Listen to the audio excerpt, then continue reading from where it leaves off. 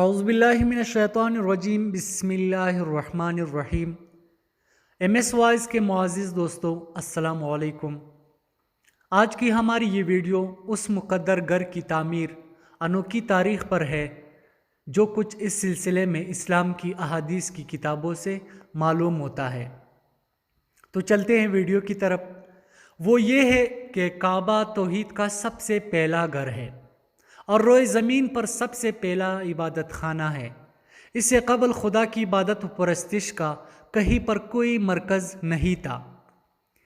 یہ ایک ایسا گھر ہے جسے لوگوں کے لیے اور انسانی معاشرے کے لیے ایک اجتماعی مرکز اور بابرکت جگہ پر تعمیر کیا گیا ہے۔ خانہ کعبہ کو حضرت آدم علیہ السلام نے تعمیر کیا ہے اور اس کے بعد حضرت نوح علیہ السلام کی طوفان میں اس کو نقصان پہنچا اور اس کے بعد حضرت ابراہیم خلیل اللہ نے ان کی تعمیر کی۔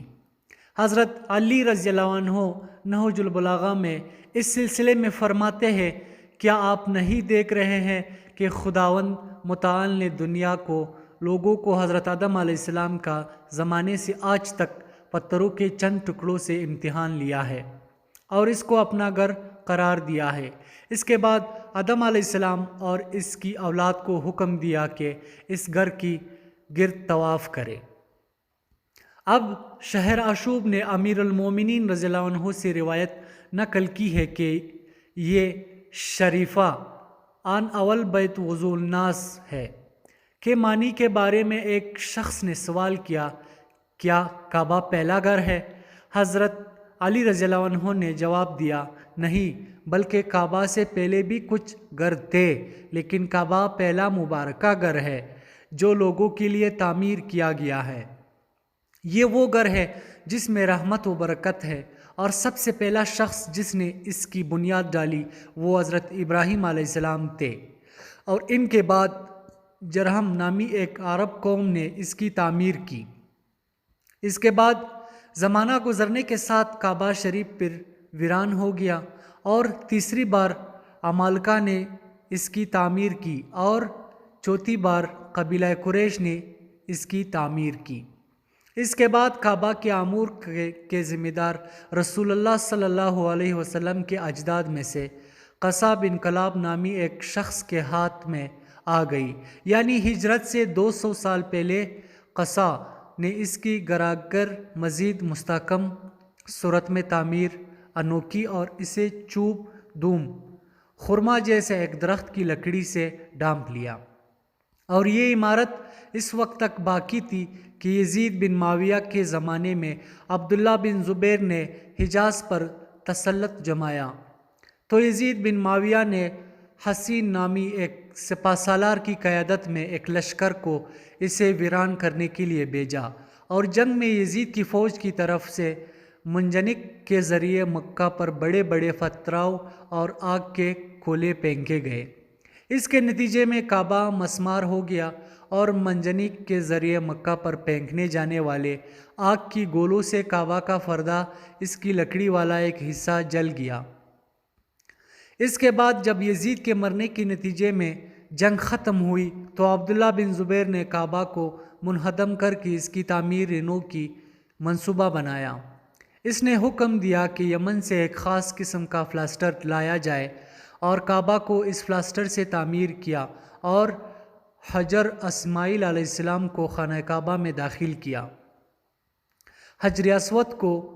خانہ کعبہ میں داخل کیا اور کعبہ کا دروازہ جو پہلے بلند پر واقع تھا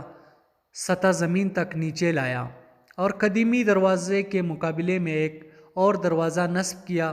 تاکہ لوگ ایک دروازے سے داخل ہو جائے اور دوسرے دروازے سے باہر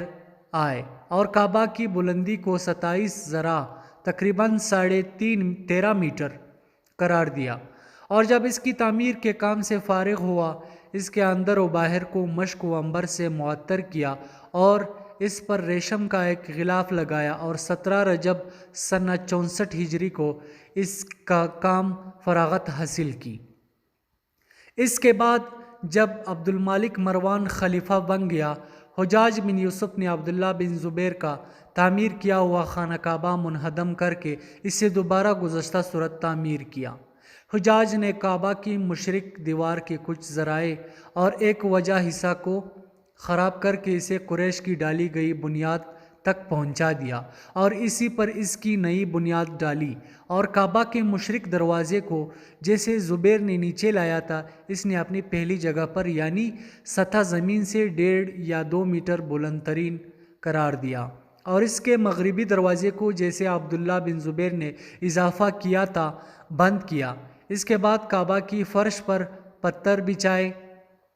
کعبہ کی حالت سنہ 960 ہجری میں سلطان سلیمان عثمانی کا دور شروع ہونے تک باقی تھی۔ سلطان سلیمان نے حکومت سنبھالنے کے بعد کعبہ کی چھت کو تبدیل کیا، اور جب 1121 ہجری میں احمد عثمانی کے ہاتھ میں خلافت آ گئی تو اس نے کعبہ میں کچھ مرمتیں انجام دیے۔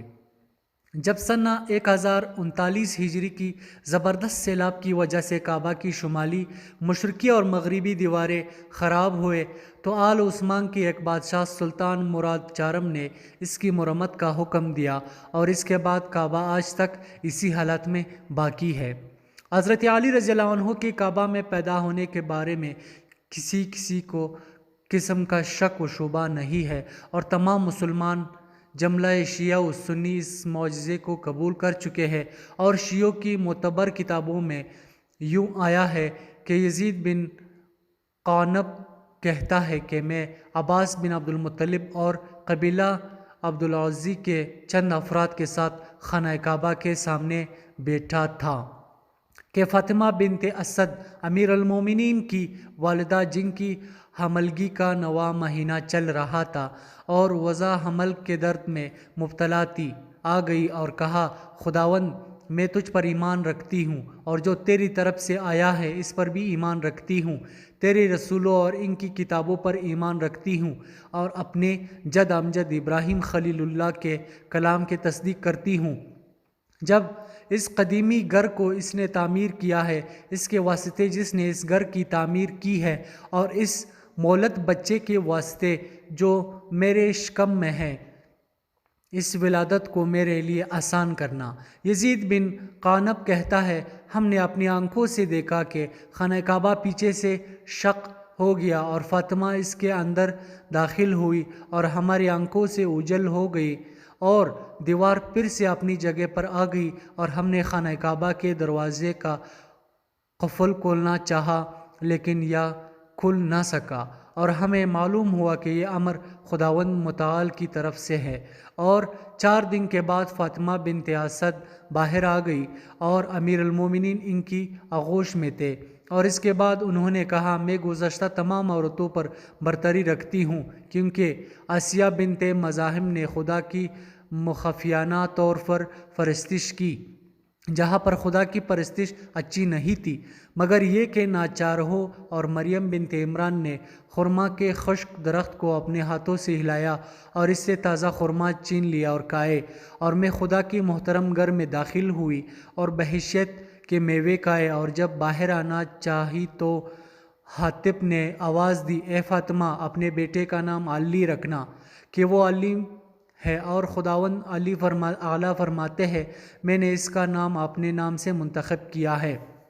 اور اسے اپنے ادب سے تادیب کیا اور اپنے پیچیدہ علوم کو اسے سکھایا، اور وہی میرے گھر میں موجود بتوں کو توڑ دے گا، اور وہی میرے گھر میں چھت پر اذان دے گا اور میری تقدیس اور تمجید کرے گا۔ مبارک ہو اس پر جو اسے دوست رکھے اور اس کا فرما بردار ہو، اور افسوس ہو اس پر جو اس سے دشمنی رکھے اور اس کی نافرمانی کرے۔ اہل سنت کے دانشوروں میں سے بھی بہت سے افراد نے اس حقیقت کی صراحت کرتے ہوئے اسے ایک بے مثال فضیلت جانا ہے۔ مثال کے طور پر حاکم نشابوری نے مستدرک میں کہا ہے، متواتر روایتوں میں آیا ہے کہ فاطمہ بنت اسد نے حضرت علی رضی اللہ عنہ کو خانہ کعبہ کے اندر جنم دیا ہے۔ اسی طرح سعدی نے اہل سنت کی صحاح ستہ سے نقل کر کے کہا ہے کہ ایک قول کے مطابق حضرت علی رضی اللہ عنہ جمعے کے دن 13 رجب سنہ 30 عام الفیل اور 33 سال قبل ہجرت مکہ مکرمہ میں خانہ کعبہ کے اندر متولد ہوئے، اور ایک دوسرے قول کے مطابق 25 عام الفیل اور 12 سال قبل از بعثت پیدا ہوئے، اور ایک قول کے مطابق بعثت سے 10 سال قبل پیدا ہوئے، اور حضرت علی رضی اللہ عنہ سے قبل کوئی بچہ خانہ کعبہ کے اندر پیدا نہیں ہے۔ ان کا مطالب کے پیش نظر واضح ہوتا ہے کہ شیعہ اور اہل سنت کا اعتقاد ہے کہ کعبہ کے شق ہونے کا معجزہ یقینی ہے، اور حضرت علی رضی اللہ عنہ خانہ کعبہ کے اندر ہی پیدا ہوئے۔ اس بنا پر حضرت علی رضی اللہ عنہ کی ولادت کے بعد کعبہ کے منہدم ہونے اور پھر سے تعمیر ہونے کے نتیجے میں حضرت علی رضی اللہ عنہ کی والدہ کے کعبہ میں داخل ہونے کی وجہ سے پیدا ہوئے شگاف کے آثار قدرتی طور پر زائل ہوں گے، اور یہ ایک ایسی حقیقت ہے کہ کوئی اس کا انکار نہیں کر سکتا ہے، اور شیعان علی رضی اللہ عنہ میں سے بھی کوئی اس حقیقت کا منکر نہیں ہے۔ لیکن جس چیز پر شیعہ ناز کرتے ہیں وہ یہ ہے کہ یہ معجزہ اس شخص سے متعلق ہے جو تنہا مولود کعبہ ہے، اور شیعہ ان کی پیروی کرنے پر فخر اور مباحات کرتے ہیں، اور اس کی کوئی اہمیت نہیں ہے کہ اس شگاف کا اثر متعدد تعمیرات کی وجہ سے زائل ہو چکا ہے، کیونکہ جس چیز کی اہمیت ہے وہ خود کعبہ کی دیوار کا شق ہونے کا معجزہ ہے کہ قطعی طور پر یہ واقعہ رونما ہو چکا ہے، اور شیعہ اور اہل سنت کے قبل اعتبار منابع نے کثرت سے اسے بیان کیا ہے۔